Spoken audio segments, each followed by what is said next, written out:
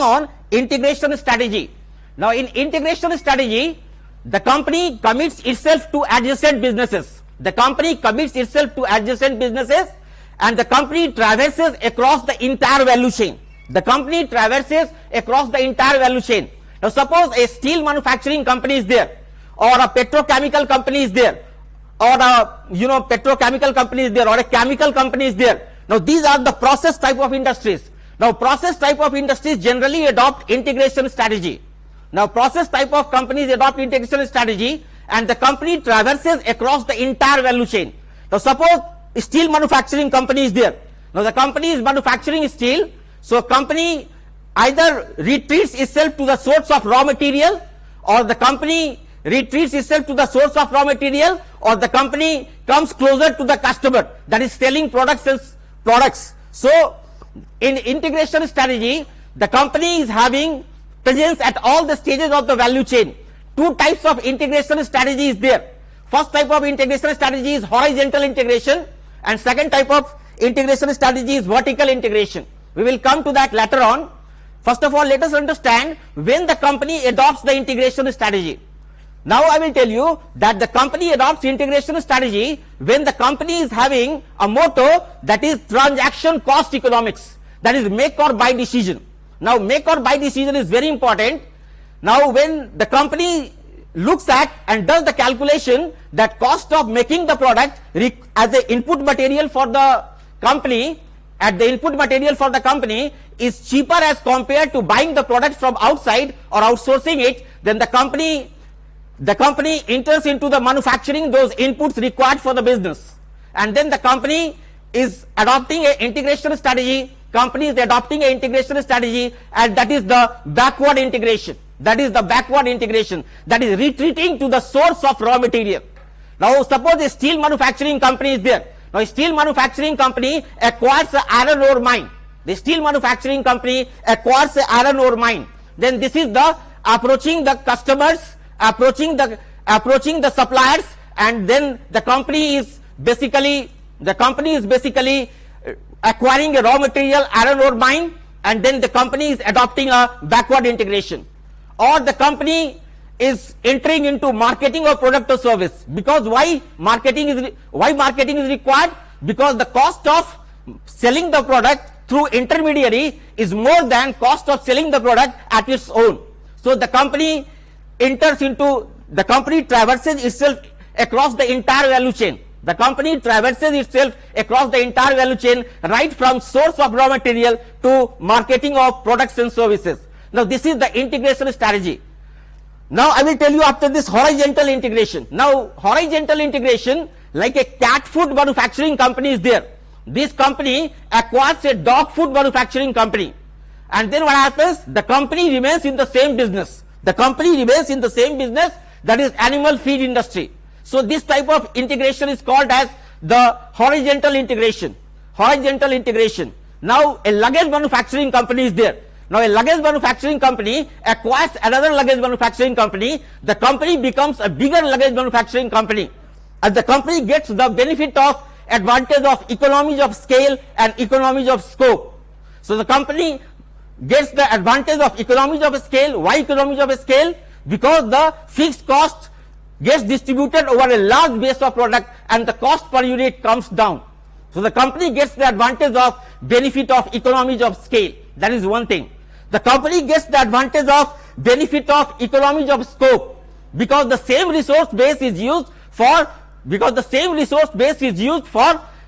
producing products from different companies. Then the company is replicating the business model. The business model is there and the company is replicating the business model. So the company is replicating the business model in one particular business to another particular business. So that becomes the advantage. That becomes one of the advantage, and that is the benefit of replicating a particular business model. So this is also one of the advantage. Then what happens when the company goes for horizontal integration? Then the company becomes bigger in size, and then what happens? The company becomes bigger in size, and then the company is having better bargaining power with buyers and suppliers. The company is having better bargaining power with buyers and suppliers. So that also advantage is there. So this is also one of the advantages of horizontal integration. Now one disadvantage is there, like economies of scope. Now economies of scope is not that much important here. Why? Because suppose a computer industry is there, so hardware industry and software industry, now these two are totally different type of industry and it is not very related to each other, and then economies of scope is not there. So that also becomes important here. So that is one aspect of this horizontal integration. Now vertical integration. Now we go to vertical integration. In vertical integration, the company traverses itself across the entire value chain. The company traverses itself across the entire value chain, like a textile industry is there. Now textile industry, textile manufacturing company is there. So textile manufacturing company is there. This textile manufacturing company adopts a backward integration and forward integration. Now textile manufacturing company adopts the backward integration, goes into spinning the products, goes into spinning, and then the company adopting forward integration goes one step forward and comes nearer to the customer, and the company sells the product and products to the retail outlets, maybe through exclusive outlets. So that becomes forward integration. So the company traverses across the entire value chain. The company traverses across the entire value chain. That is the vertical integration. So this is the vertical integration strategy is there. Or we are having petrochemical company. Now petrochemical company like Reliance Petrochemical in Jamnagar. This is also fully vertically integrated. That is, the company owns the oil well for crude oil. Then the company produces the oil well. Company produces the crude oil from oil well, and then what happens? The company processes that oil into the Jamnagar refinery, and then sells the product, finished product, that is diesel and petrol, through the retail outlets of Reliance Industries. So that's why the company is having presence at all the stages of the value chain. So that type of integration is called as vertical integration. This is the vertical integration. So this is the different aspects of integration strategy, that is horizontal integration and vertical integration. Now I will give you one example of that. The one example I will give you of that is, the United Western Bank is there. Now United Western Bank is there, and we are having IDBI Bank. So United Western Bank of India is having 230 odd branches, and this IDBI Bank is having 181 branches. So this particular company, that is the United Western Bank, got merged into IDBI Bank, and then it was the amalgamation. And then what happened exactly? That is, the IDBI Bank, that is Industrial Development Bank of India, is having presence in industrial credit and financing, whereas the United Western Bank of India is having presence in agricultural financing, agricultural credit and financing. So it is having presence in the rural area and semi-urban area. It is having presence in the rural area and semi-urban area. So there was an amalgamation of these two companies. So that is, first of all, what happens? What is the benefit of that? Let's have a look at that.